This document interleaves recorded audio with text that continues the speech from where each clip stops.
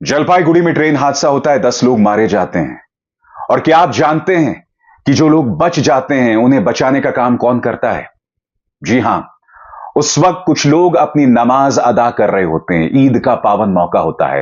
वो लोग अपनी नमाज बीच में छोड़कर पहुंच जाते हैं जलपाईगुड़ी में लोगों की जान बचाने, क्योंकि अपने ईश्वर, अपने अल्लाह के प्रति अपनी आस्था को जताने, अपनी आस्था को व्यक्त करने का इससे बेहतर मौका, इससे बेहतर तरीका क्या हो सकता है? हम ईश्वर के करीब कैसे होते हैं, हम अल्लाह के करीब कैसे होते हैं? जब हम प्रार्थना करते हैं। मगर हम अगर उनके पढ़ाए गए पाठ का अनुसरण करें, उसे फॉलो करें, तो उससे बेहतर चीज क्या हो सकती है? और चाहे कोई भी ईश्वर हो, कोई भी अल्लाह हो, वाहे गुरु हो, जीसस हो, उन्होंने हमें यही तो पाठ पढ़ाया है ना कि कोई मुश्किल में हो उसे बचाओ। और इसकी मिसाल जलपाईगुड़ी के इन लोगों ने दी है। दोस्तों, इस खबर को देखिए। मैं आपको बतलाना चाहूंगा कि पत्रकार तमिल साहा ने कुछ लोगों का इंटरव्यू किया। वो लोग जिन्होंने जलपाईगुड़ी ट्रेन हादसे में जो लोग फंसे हुए थे उन्हें बचाने का काम किया था। मैं चाहूंगा आप ये 2 मिनट की रिपोर्ट देखिए। मैं शुक्रिया अदा करना चाहूंगा तमिल का, जिन्होंने इन लोगों से बात की। आप तमिल के YouTube चैनल को सब्सक्राइब करें और इस तरह की ढेरों खबरें देखें। और मैं शुक्रिया अदा करना चाहूंगा उन तमाम लोगों का जिन्होंने जलपाईगुड़ी ट्रेन हादसे में लोगों की जान बचाई। ये रिपोर्ट देखिए, फिर मैं उसकी चर्चा करता हूं। Heroes are not born. You discover them, and especially at a time of crisis like this. All these people were the first people to respond to the tragedy. They were the first people to reach the spot. In a way, they were the first respondents to the crisis. Sir, आपका नाम बताइए। मेरा नाम MD Rahul. आपका नाम? MD Shahid. MD Khalil. आपका नाम? MD Sameem Akhtar. MD आप लोग उस स्पॉट में थे? हम लोग स्पॉट में था। अच्छा, आप लोग सबसे पहले पहुंचे? हम लोग सबसे पहले पहुंचा। क्या हुआ था? कैसे आप लोग को मालूम चला उधर पे ये हुआ? पूरा जोर से एक तो आवाज आया। हम लोग साइड में ही नमाज पढ़ रहा था। जब हम लोग का नमाज खत्म हो गया, एक एक करके नमाज जब खत्म हो गया, खत्म होने के साथ ही साथ पूरा जोर से एक आवाज हुआ। पूरा माटी हिल रहा था। तब हम लोग पूरा गया, दौड़ के गया तो देखा 2 ट्रेन टकरा हुआ है और एक खड़ा था, एक पीछे से जाके टक्कर मार दिया। कितना बजे हुआ है? करीबन 8:30 बजे। ये आपका शर्ट उसी के चलते ऐसा हो गया? हाँ, ऐसा उसी के चलते। आप लोग क्या नमाज में थे? नमाज में ईदी के नमाज में? ईद के नमाज में। और उसको छोड़ के आप लोग गए? खत्म हो गया। नमाज खत्म हो गया। उसके बाद ये हुआ। कितना टाइम बोले आप? 8:30 बजे। 8:30। आप जब पहुंचे उधर पे तो क्या देखा आपने सबसे पहले? बहुत लोग पड़ा हुआ था। किसी का हाथ फंसा हुआ, किसी का पैर फंसा हुआ था, किसी का सर फंसा हुआ था। कोई तो स्पॉट में ही डेड हो गया। हम लोग देख के उसको सब लोग को एक एक करके निकाल के नॉर्थ बंगाल मेडिकल कॉलेज में रिकवरी करके भेजा है। ओके, आप भी सब साथ में थे? सब साथ। कितने सारे बॉडीज आप लोग निकाले थे? 8 बॉडी निकाले। हम लोग 8 बॉडी निकाला और 30 से 35 लगभग हम इंजर्ड पर्सन। तो ये जो पिछड़ा वाला हिस्सा जो ऊपर में चढ़ गया था, उसमें भी इंसान थे? उसमें भी इंसान था। एक इंसान था फंसा हुआ। उनको कैसे नीचे उतारे? हम लोग का गाँव में एक तो सीढ़ी था, सीढ़ी लगा के उसको ऊपर से चढ़ के निकाला। अच्छा, तो देखा आपने दोस्तों, इससे बेहतरीन मिसाल और क्या हो सकती है? क्योंकि हम ये लगातार देख रहे हैं पिछले 10 सालों से इस समाज की नसों में मीडिया के जरिए, प्रचार तंत्र के जरिए लगातार जहर घोला जा रहा है। मीडिया और प्रचार तंत्र को भूल जाइए। नेता अपने भाषणों में जहरीली बातें करते हैं, शमशान वर्सेस कब्रिस्तान की बात करते हैं।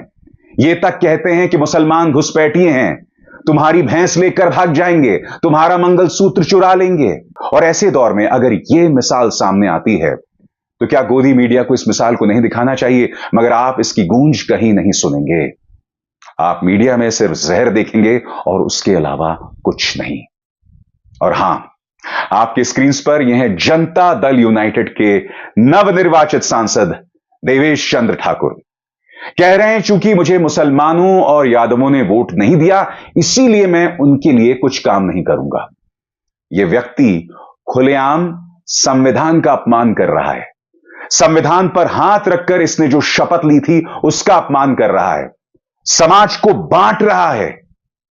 मगर इसकी चर्चा नहीं हो रही है। मैं जानना चाहता हूं क्यों। सुनिए ठाकुर साहब ने कहा क्या था। आप पहली बार आए हैं, चाय मंगाता हूं आपके लिए, मिठाई मंगाता हूं आपके लिए और उसके बाद आपको दुआ सलाम करके खुदा हाफिज का दूंगा।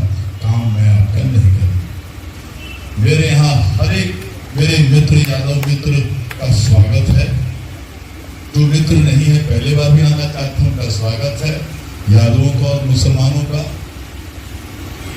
आइए, चाय पीजिए, मिठाई खाइए, काम के बारे में मत बोलिए, मैं आपका काम नहीं करूंगा। तो देखा आपने, एक तरफ मिसाल उन मुसलमानों की है जिन्होंने अपनी नमाज को छोड़ा और जलपाईगुड़ी ट्रेन हादसे में लोगों को बचाया।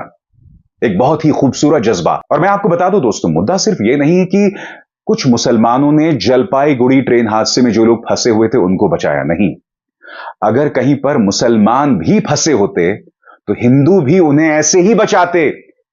यही तो मेरा इंडिया है, यही तो मेरा भारत है, यही तो भारतीय जज्बा है। और इसी जज्बे को खत्म करने की कोशिश की जा रही है। जब टी राजा सिंह जैसे लोग मेढक में इस तरह के जहरीले बयान देते हैं, मैं इसकी झलक आपको दिखा सकता हूं, मगर मैं नहीं दिखाना चाहूंगा। यह व्यक्ति खुलकर कह रहा है कि हमने माहौल को भड़काने की कोशिश की, हमने जो वहां पे बूचर्स थे, वहां पर जो कसाई थे, उनसे लड़ाई की। यह आदमी अपने सीने पर इसे तमगे के तौर पर लगाकर चल रहा है। जी हां, देश के सांप्रदायिक ताने बाने को बिगाड़ रहा है। और इसने यही कोशिश महाराष्ट्र में भी की थी। याद कीजिएगा, चुनावों से पहले इस व्यक्ति को गली गली घुमाया जा रहा था। माहौल को भड़काने के लिए लगातार इस तरह की चीजें की जा रही थी। मैं समझना चाहता हूं आखिर क्यों। और मैं आपको तेलंगाना के ही मेढक की एक और मिसाल देना चाहता हूं। आपकी स्क्रीन पर यह व्यक्ति जो गिड़गिड़ा रहा है, एक डॉक्टर है। आप जानते हैं, एक मुसलमान भर्ती था, उसे चोटें लगी थी, मगर तभी अस्पताल पर पहुंचते हैं एक हिंदुत्व गुट से जुड़े कुछ लोग, करीब 100 से 200 लोग। वो उस मुसलमान को बाहर निकालना चाहते हैं। यह डॉक्टर गिड़गिड़ाता है। यह डॉक्टर जो कि इंसानियत का फरिश्ता है। यह डॉक्टर जो कि इस फर्क को नहीं देखता कि उसके सामने हिंदू है या मुसलमान। मैं चाहूंगा आप लोग इस वीडियो को देखें, क्योंकि एक तरफ जलपाईगुड़ी में हमने वो घटनाक्रम देखा, मगर दूसरी तरफ भारतीय जनता पार्टी की सोच से जुड़े जो युवा हैं, किस तरह से सांप्रदायिक ताने बाने को बिगाड़ रहे हैं, उसकी ये मिसाल देखिए। ఐటమ్స్ ఆగండి పేషెంట్ బయటకు పంపిస్తామని ఏ నా కొడుకు పిల్లడు సార్, ఏ నా కొడుకు పిల్లడు. ఎవరు రాల్గొట్టిరు, ఎవరు ఏం చేశారని నేను చెప్పాను. కాకపోతే ఇది మాత్రం చాలా తప్పు సార్. హాస్పిటల్ మీద అటాక్ చేయడం మాత్రం చాలా తప్పు. నేను రేపు ఈ విషయం మెదక్లో ఉన్న డాక్టర్లతో ఖచ్చితంగా మాట్లాడి రేపు నా వల్ల అయితేనే సాగుతుంది. మళ్ళీ మనకు నెక్స్ట్ టైం ఇట్లా కాకుండా మెదక్లో ఏం సొల్యూషన్ చేయాలో నేను మాత్రం ఖచ్చితంగా అడుగుతాను సార్. మీ రిపోర్టర్లకు అందరికీ థ్యాంక్ యూ సార్.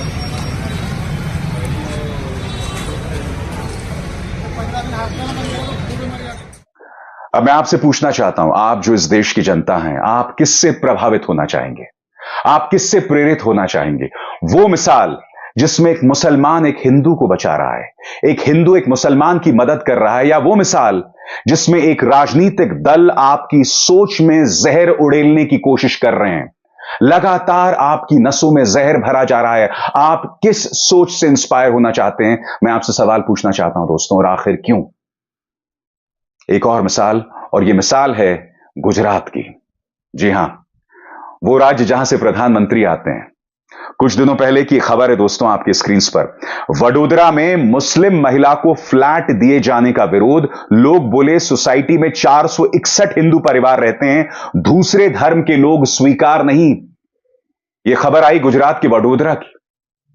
मैं वडोदरा की जनता से अपील करना चाहता हूं, गुजरात की जनता से अपील करना चाहता हूं कि क्या आप ऐसे लोगों से इत्तेफाक रखते हैं जो धर्म के नाम पर लोगों को अपने आशियाने में जगह नहीं दे रहे हैं, अपने अपार्टमेंट्स में जगह नहीं दे रहे हैं?